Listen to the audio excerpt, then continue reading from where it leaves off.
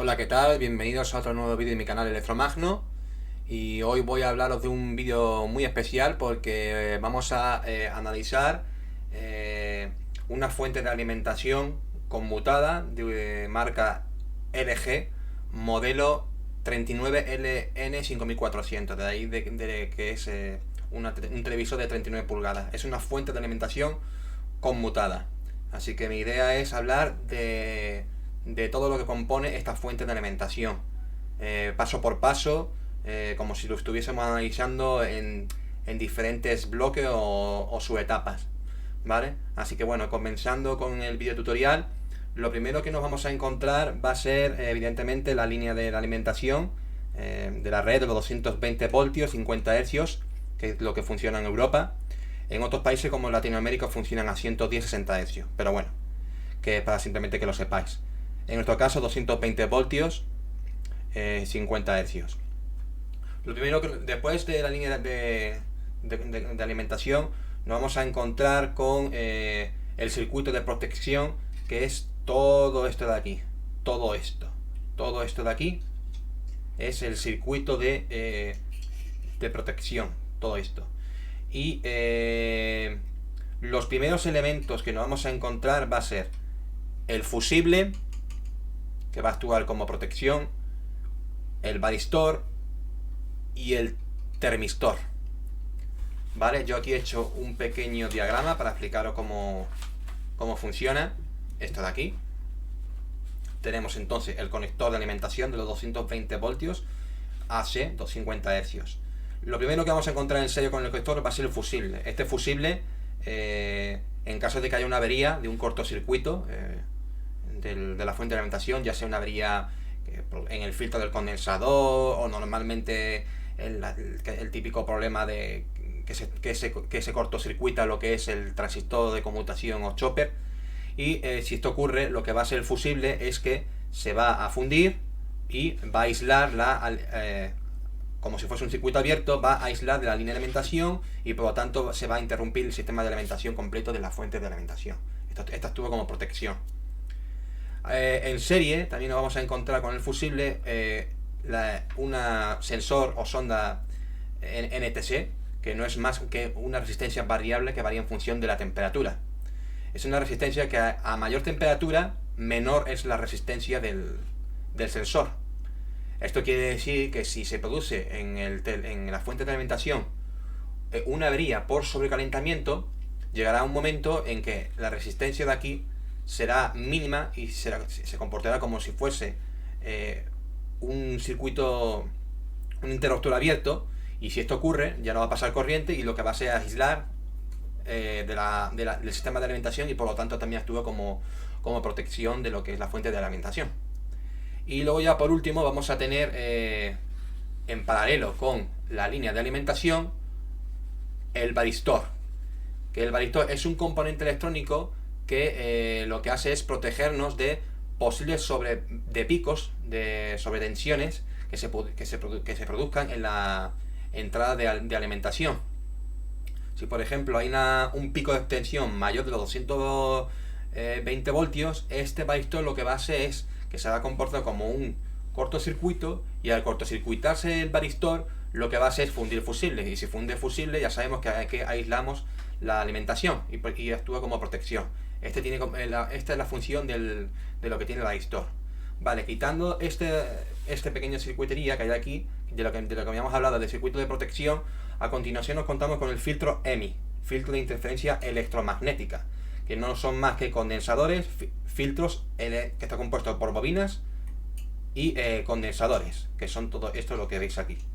Estos filtros, que lo que hacen, nos reduce de lo mayor posible el ruido o cualquier interferencia electromagnética, ya sea proveniente de cualquier señal externa o interna que se pudiera producir en la fuente de alimentación, y derivarlo a tierra. Actúa como protección, ¿vale? Ese es el objetivo del filtro de interferencia electromagnética. Bueno, a partir de esta etapa, que es el circuito de protección, nos encontramos con la etapa de rectificación. Como ya he hablado en otros vídeos anteriores, la etapa de rectificación convierte la señal alterna en una señal pulsante, ya quedando solamente con lo que es señal positiva, que es lo que nos interesa tener una corriente continua. En este caso viene encapsulado en en un patillaje, pero bueno, hay otra fuente de alimentación pues que vienen con los típicos 4 diodos, ¿no? Como se muestra en la imagen que estoy ofreciendo en mi vídeo.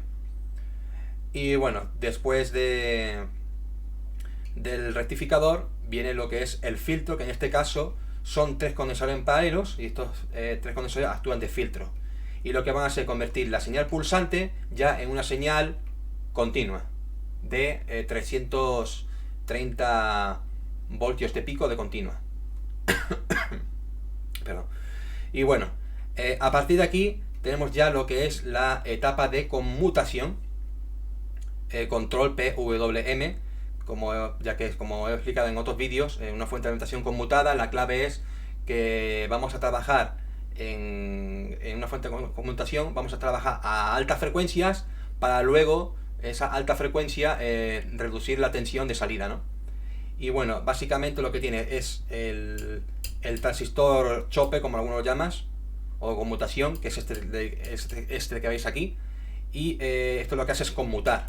Este transistor está controlado por un circuito integrado PWM, que es este del que veis aquí.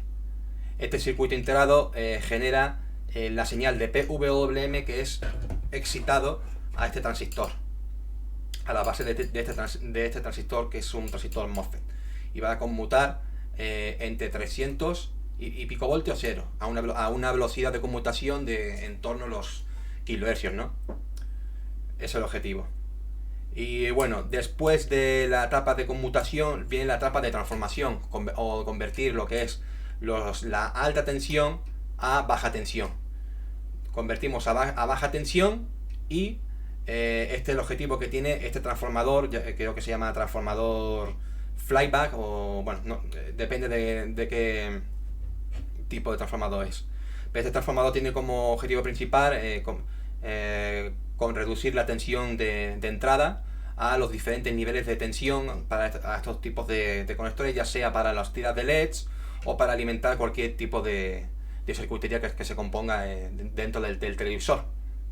Entonces, a partir de la etapa de transformación tenemos de nuevo la etapa de rectificación, que no son más que diodos, pero estos tipos de diodos no son los diodos que veis aquí, que son los convencionales, que funcionan a baja frecuencia, porque estamos hablando de 50 Hz, sino que si veis aquí hay unas líneas discontinuas por aquí en toda esta PCB, que separa lo que es la alta tensión de la baja tensión. Pues esto es lo que hace el transformador.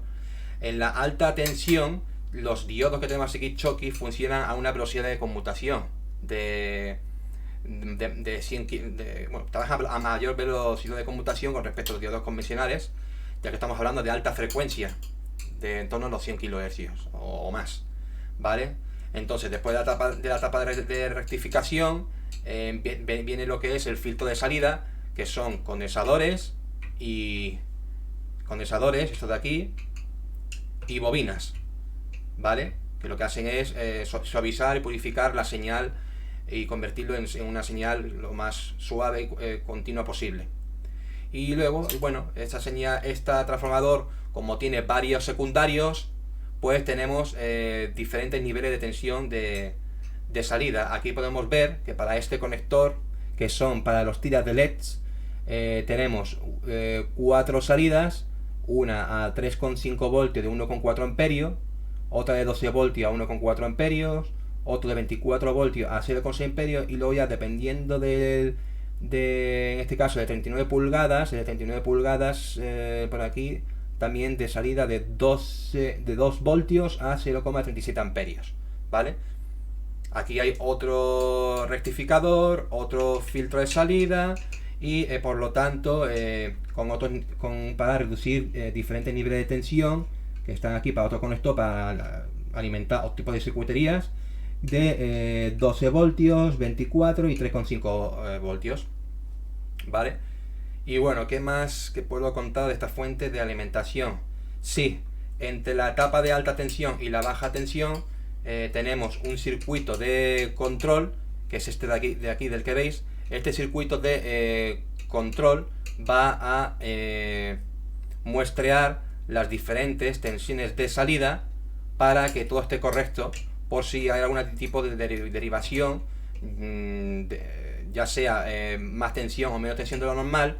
Si esto ocurre, este circuito de control va a dar una orden al optocoplador, que es este del que veis aquí, y el optocoplador a su vez va a dar una orden al circuito integrado PWM, que ya he explicado lo que es, para ya sea conmutar más o menos el transistor de chope o de conmutación.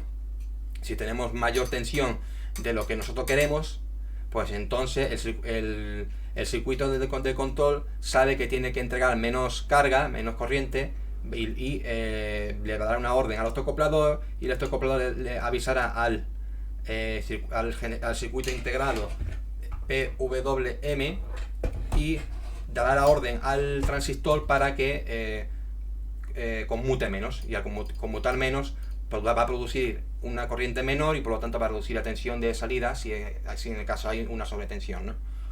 Y bueno, es el objetivo que tiene básicamente el circuito de control y bueno, es un circuito de control, ¿vale? Tiene un sistema de retroalimentación que va a estar constantemente muestreando la tensión de salida para que tenga para cada diferente de tensión de salida tener su valor adecuado de tensión de salida, ¿no? Y bueno, creo que ya he hablado de todo de la fuente de alimentación, que he podido transmitir todos mis conocimientos al máximo de lo que he podido. Y bueno, con esto termino mi pequeño video tutorial de la fuente de alimentación conmutada de televisor LG. Y bueno, espero que haya gustado. Y bueno, subiré pronto un próximo vídeo. He estado un poco liado esta última semana por los exámenes. La próxima semana tengo una entrevista, así que también tengo que hacer una prueba en Madrid. Desearme suerte. Y bueno, nada, espero que haya gustado este vídeo. Si os ha gustado, le dais un like y suscribir a mi canal.